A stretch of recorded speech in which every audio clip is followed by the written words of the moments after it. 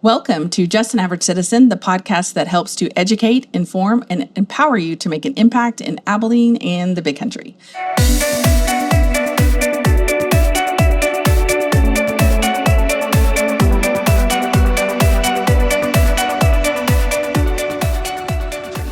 Welcome back to this next episode. I'm really excited about this one. This has got me hot under the collar, even though I'm not wearing one. And I want you to understand how many little things are going on if you're not paying attention, and how they just pass on by and no one even notices except for those who are present at the meetings or engaged or a part of whatever's going on. And so it's so important that you help share this with your family and your friends and subscribe so that they can know about it, because I don't have a big wide net that I can cast this out into, because as hard as a municipal podcast about municipal government, it's not going to raise to the top 10, not even probably, I don't even know, not top anything, but it's part of what we need to know how to do is function in our city and our community. And I want you to make sure you understand along the way. And that's what I'm trying to do, is help you understand in small nuggets, so that you can start to be more engaged on a regular basis and these things don't get by us, that we're paying attention and we are engaging with our council and elections and all the decisions that they're making, because that's what we're supposed to do as citizens. We've left them alone for generations to be able to do it on their own, and it's caused us to operate more like a democracy than a constitutional republic. And I think that's important, that we start shifting back to where we have representative government that is actually doing stuff for us as representation for us. And I don't think any of the council are malicious in their intent to try and destroy our city. I think they're doing to the best of what they perceive is the right thing they're doing, but we've got to kind of redirect them to make them focus on what's important. And that's why we need to stick together and figure out what's going on.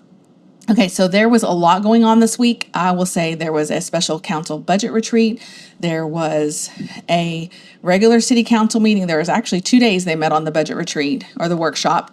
And then there was a city council meeting, and there's just a lot of moving parts. And so I'm going to try and catch through these. I will be addressing these in many different medias over the next few weeks, media in different media forms over the next few weeks. So I don't want you to worry that I'm going to repeat myself. I'm going to try and present something from a different angle so that you can understand it better, because I think they're counting on us not really truly following what's going on. And I hope this is a wake-up call to say, hey, listen, this is something you need to pay attention to.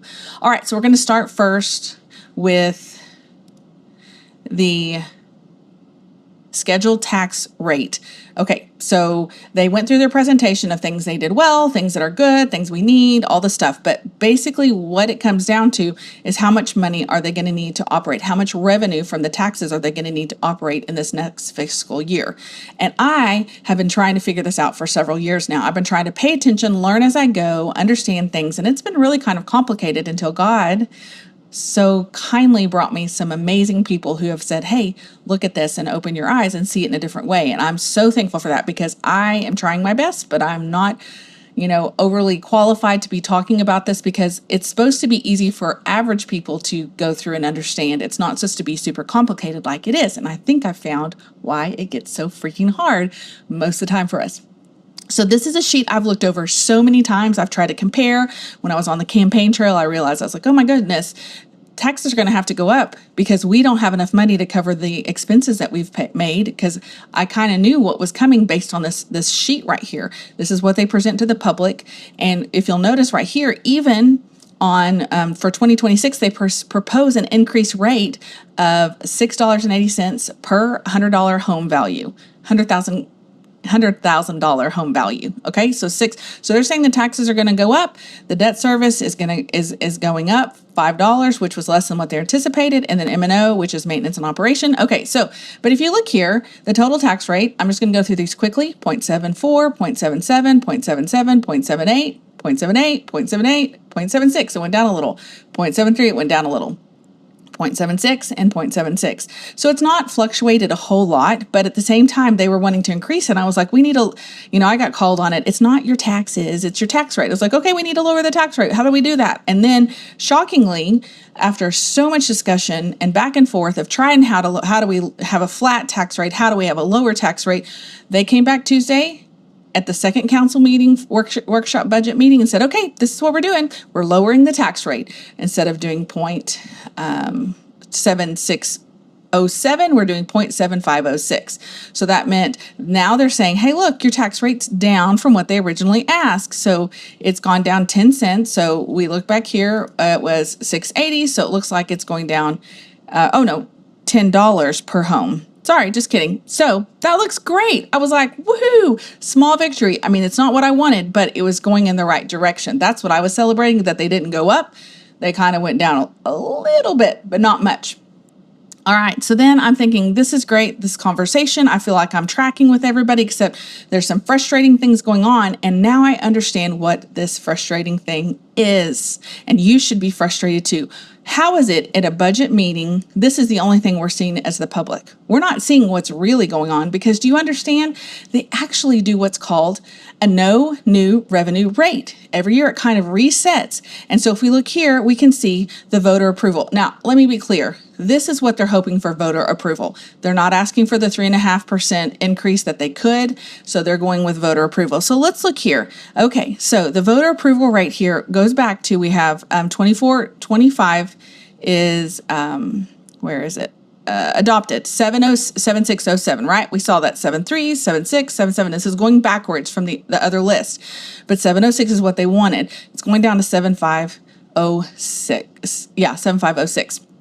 Okay, so what we need to know is I took this number, the original number that they were working with right here, and they're 680 per home. Well, what that is the difference between this number and another magic number. Do you know what that is? It's called the no new revenue rate. So this year, the no new revenue rate is 0.7074. So when you take this no new revenue rate and compare it with this, it gives you that increase or decrease. So right now they're saying there's a decrease going on, but actually our taxes are still going up $4.80 per $100,000 value. So if you hear anybody saying the taxes are going down or the rate's going down, that's technically true, but comparative to what the rate is, it's not. So what would be a flat tax rate, which this is money that's coming in above what was received last year, okay? Because last year, the net no new revenue tax rate is 0.69.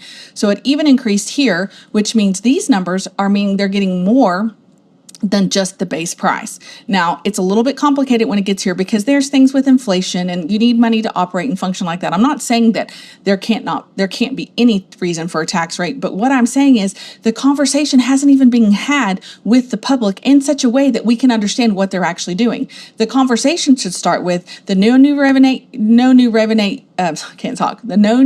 revenue rate for this year is expected to be 0.7074.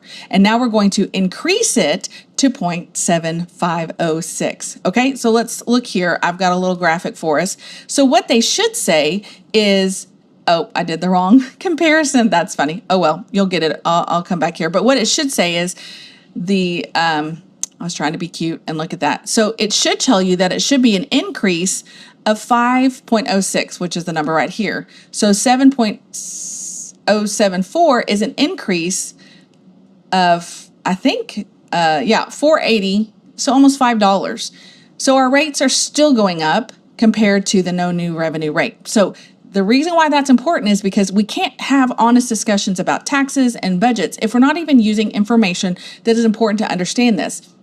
And then I will go into the fact that it's confusing to me as a citizen who's been trying to pay attention, but they're not using the information available to us with this lovely little chart here.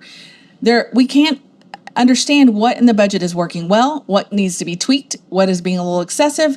And that's part of what the mayor's supposed to tell the city manager to do, and especially in preparation for this budget meeting, to give some points of interest of things that we could cut. But there was no plan for a discussion to cut any kind of rates whatsoever. Tax rates were not going to be cut. They are going to go up because, unfortunately, the staff was not given time to prepare it. So I just want you to understand that when we don't get to talk about the same thing, we can't have productive conversations. And right now we're talking about apples, which is this chart, and oranges, which is this chart. And so I want you to be a little frustrated for what you didn't know, because we've got to start learning how we accomplish making sure we're using our tax revenue effectively rather than just going, yep, we need some more money, let's bump it up, right? And one of the things that was so disturbing to me was that the mayor was like, well, if we reduce it, we can't increase it in the next year. And that is problematic because they're worried about getting the tax rate to go up or to increase the tax rate, they're not worried about making sure they're spending our money wisely. And so we got to pay attention. Now I got to move on because I got to keep this short. All right, let's go to the next thing. The next thing is the water. So they have a water management system. And basically when it hits certain levels, it's like, okay, then it's right here. You can see it right here. So stage 1 is if it's like at 20%, if the water's at 20%, we have to be at stage 1, which is really bad. Stage 2, stage 3. And then right here we can water at 2 days a week in this 50%, which is what we've been at. Some people don't even know that's been a restriction that's been applied, but we hit a certain place where now we can move it to 3 days a week. All right. That's the trigger mechanism. That's all the complicated data that it's compiled. And the problem with this is when the council decided to have a discussion or presentation, I don't know, it was set a presentation, which included a public hearing. There was no public hearing.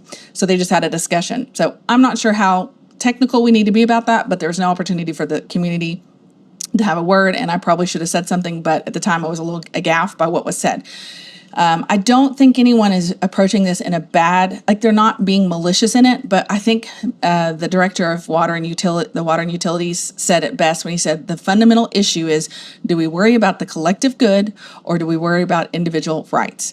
And it's very problematic when you make that comparison, because as a republic, as a nation like we are, we should always be focusing on individual rights first. Collective good is what communism is, socialism is, democracies do, socialist democracies, those are what those do, the collective good, not worrying about the individual rights. And the problem is that we cannot fix this by them governing us more. Like they're restricting us just because they decided that they're going to stick to 2 day a week watering. They're like, that's where we want to stay. We just think it's better to conserve water rather than giving you the freedom to decide what you want to do with your water usage when you have the capabilities to do that. We're not saying go willy-nilly. We're just saying this trigger mechanism should go into the right direction and let us have the choice to choose how we want to do it. It's kind of like people saying we need more taxes. And it's like no one's stopping you from paying more. But guess what? No one pays more if they don't have to. But they want everyone to pay more, so they make us all pay more. It's like this dumb little cycle of insanity. Same thing with this. I understand that the council was trying to be conservative with our water, but the problem is they made a policy change which they get to dictate how they manage what they want to do with the water rather than going with the system that's currently in place. And so I don't think there was enough discussion about that. I don't know how you rectify it, but I would just say this is concerning to me that the council would think that they can sidestep this program we have just because they think that they know more than we do, the average citizens, on how we can handle using water. And I think this is something we need to have more conversations with in the future. I hope that makes sense. All right, let's go to the last topic so I can wrap it up. The BYOB beverage. I want you to be super proud of me because I am learning to say that correctly instead of leaving off a letter. BYOB beverage ordinance. There was an incident that happened which triggered a public safety concern that I assume was promoted by the mayor to promote an ordinance that was going to be passed on first reading. Well, when they got to the meeting, they'd heard so much about it, they realized that this was actually reaching farther than they knew because they didn't even know how big this industry was. They didn't know how many BYOB businesses there were. There's a lot more than they realized, including like big entities like the Taylor County Expo Center or wedding venues. There's so many different places that they didn't even know what was going on because everybody was doing it fairly well. There was no hiccups. There was no problems with it except for this major incident that resulted in 3 people dying. So it's not insignificant. But what the police chief presented was that it was typically the issues were coming up between the hours of 2 and 7, which is after when the bars close. So instead of targeting the criminals who are causing problems, we're targeting the citizens who are law-abiding and who are doing a good job. And I think it's crazy. Our first response is to go and regulate more than like as strictly as they possibly can. And I don't understand how we in West Texas and Abilene, Texas could have such a proposition come into place at at a city council meeting. This ordinance was extreme. It required security guards per 50 people. It required wands for what purpose? We don't even know, to signify if people had weapons. It required people to be on the premises. It required the permit and registration and all the stuff. But the problem will not be solved by this ordinance of what happened in the past. It can still happen in the past, and we have to be careful that we understand what is going on so that we don't let this extension happen, this overreach happen, so that it's hard to get it back in the bucket. And more than any citizen, understand that once ordinances are on the books, they don't have to be enforced. So just because they put this on the books doesn't mean it's going to solve our problem. It requires enforcement. And maybe the police would be able to actually enforce this ordinance, unlike other ordinances that the city is choosing not to enforce. I don't know. We as the average citizen have to pay attention and have these conversations and let our councilmen know how we feel about this BYOB beverage ordinance, even if you don't do it. Do you think it's right for government to restrict everyone, limit everyone because of one bad seat? Thankfully, the council has said, no, that's not the path we need to go forward with, but we must make sure that we have some mechanism for the police to be able to target the criminals. So the funniest part about this whole thing is because they didn't understand how big this group was. They had to keep adding exclusions and exceptions, and it was like everybody had to sign up for this, say 100 people had to sign up for this, but they were giving exceptions to basically 99 people, which is kind of not a healthy law, and it's not good to put books on that you give more exceptions than you are giving having people that you're targeting. And so I think these are some things that we have to pay attention to, because government overreach is subtle, and it doesn't happen overnight, and it doesn't come in these big grandiose ways. It comes in little decisions, little policy decisions that are made. And on one hand, I think the council did it great by saying, slow your roll on this BYOB ordinance. On the other hand, with the water conservation, I don't think they get the understanding of this is not your job to figure out how to micromanage my water usage. You should give you have this tool to use, and now you're going to come up with a different tool that is based on no science, because the problem is they said there was no reduction. Nothing changed really when they shifted from 3 to 2 days. Or 2 to 3 days. It's not like there's an excessive use of water, but I understand that sometimes when we hear things, they trigger fears, and we react to fear rather than we react to what is the way government should work. And it should be slow, and it should be as free, allow the much individual freedom as possible, with keeping public safety in mind and making sure we have infrastructure working and things like that. So I think these are some good things to talk about. I hope this was interesting to you. Let me know your feedback. Do you agree with me? Do you think that they overstepped with the water conservation being the priority for the collective good rather than individual rights? Are you in agreement that they should have done more with the BYOB beverage ordinance? I don't know, but the tax rate thing is something we need to discuss, because why are they not bringing this to the public so that we can understand? My thoughts are they didn't really want us to understand, and that's why they've never talked about this. So I'm really excited to see where this goes, and I look forward to bringing this up at the next council meeting. Thanks for listening. Make sure you subscribe and share this with your family and friends so that so many people can understand what's going on with our taxes, and that our tax rate may be going down, but it's not reducing our taxes. And I am now smarter because I've learned something new. I hope you have too. And I look forward to encouraging you to be more educated, more informed, and more empowered to make an impact in Abilene in the big country. Until next time.